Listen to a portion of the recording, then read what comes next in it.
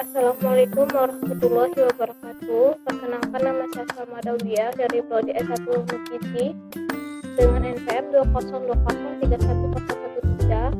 Di sini saya akan menjelaskan tentang pengamatan fisik serelia, proses beras menjadi tepung, dan proses perubahan beras menjadi nasi. Baik, sebelum masuk ke videonya, apakah kalian sudah tahu serelia itu apa? Serelia itu juga disebut juga dengan beras. Serelia adalah biji-bijian dari tanaman yang termasuk dari famili rumputan, kaya akan karbohidrat, sehingga umumnya merupakan bahan makanan pokok bagi manusia, pakan ternak, dan industri yang menggunakan karbohidrat sebagai bahan bakunya. Baik, langsung saja masuk ke videonya. Alat bahan yang digunakan. Alat yang diperlukan adalah blender, yang kedua gelas ukur, yang ketiga penggaris, yang keempat timbangan, yang kelima panci. Bahan yang digunakan adalah beras dengan 100 gram dan air sebanyak 250 ml. Baik, yang pertama, pengamatan fisik serelia.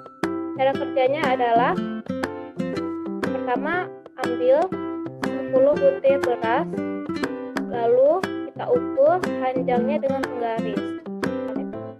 Beras pertama 0,5 cm, beras kedua 0,7 cm, beras ketiga 0,5 cm, beras keempat 0,6 cm, beras kelima 0,5 cm, beras keenam 0,5 cm, beras ketujuh 0,4 cm, beras kedelapan 0,4 cm, beras ke-9 0,5 cm, beras ke-10 0,6 cm.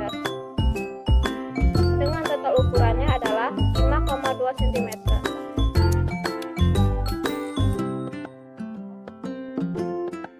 Baik, kita cari rata-ratanya dengan rumus jumlah total perbanyak data. 52 dibagi 10 dengan hasil 0,52 cm dan diubah menjadi milimeter dengan hasil 5,2. Baik, yang kedua, proses beras menjadi tepung. Yang pertama, menimbang beras sebanyak 100 gram. Yang kedua, blender beras hingga halus. Yang ketiga, setelah menjadi halus, kita timbang berapa berat setelah menjadi tepung. Hasilnya adalah berat tepung dikurang berat beras per berat beras dikali 100%.